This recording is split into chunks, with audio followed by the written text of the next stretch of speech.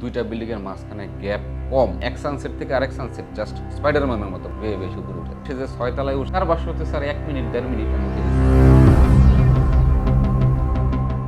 6x11 ইঞ্চি এইটুকু জায়গা দিয়ে সে মাথা সহ ফুল বডি ঢুকিয়ে দিয়ে ভিতরে চলে যাচ্ছে। আবার বেরোয়ার সময় কিন্তু বেরিয়ে চরম রিস্কি, সে পরে মারা যেতে পারে। আর তাদের এই ভয়টা নাই। চুরি করার আগে কিন্তু তারা হেরোইন নিয়ে দেখা যায় শরীরের ওই ফিলিংসটা তারা থাকে না, ওই ভয়টাও তাদের কাজ করে না। চুরির এ রোমাঞ্চকর ঘটনা ঘটিয়েছে ১৯ বছরের রুমান আহমেদ। ২৪ এপ্রিল রাজধানীর ডেমরার একটি ফ্ল্যাটে চুরির খবর পায় পুলিশ। বাসার মালিকের অনুপস্থিতিতে ঘটে এ ঘটনা।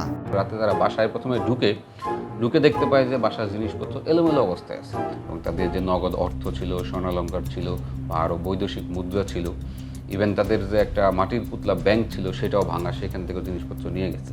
কিন্তু তারা নিশ্চিত হতে পারছিল না যে চুরিটা হয়েছে কীভাবে, কারণ তারা তাদের দরজা যেভাবে লক করে গেছে ওইভাবেই লক করা আছে, গ্রিল কাটা নাই, চোরটা ঢুকছে কীভাবে।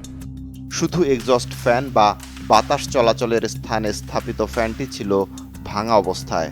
কৌতূহল জাগে পুলিশের। প্রযুক্তির সহায়তায় পুলিশ শনাক্ত করে অভিযুক্ত চোরকে চনপাড়া এলাকায়। ২৮ এপ্রিল তাকে গ্রেপ্তারের পর বেরিয়ে আসে চমকপ্রদ তথ্য।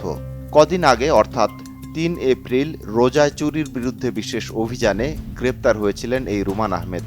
আমরা যখন ৩ তারিখে তাকে ধরে হাজতে দেই, সে ১৬ দিন জেল কাটে। ১৬ দিন জেল খেটে শাহ আলম নামে তার এক মামা, কথিত মামা, তাকে বকেয়া জামিনে জেল থেকে বের করে। মানে জামিনের যে খরচটা সেটা সে এসে কাজ করে তাকে পূরণ করে দিবে।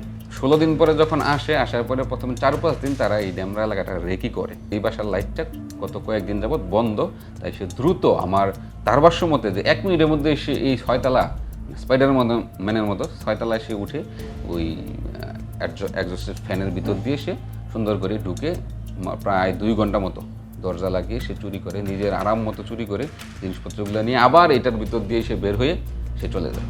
রুমান আহমেদকে জিজ্ঞাসাবাদের সূত্রে কেঁচো খুঁড়তে সাপ বেরিয়ে আসে। তাকে অর্থ পরিশোধের শর্তে জামিন করানো শাহ আলমের নামে আগের 2টি মামলা পায় পুলিশ। 3টা বা 4টা গ্রুপ, চোরের গ্রুপ সে মোটামুটি লালন পালন করে, যাদেরকে সে চুরি করায়, তাদেরকে সে মাদকের সাপ্লাই দেয়, তাদেরকে সে হাজত থেকে ছাড়াইয়া নিয়ে আসে।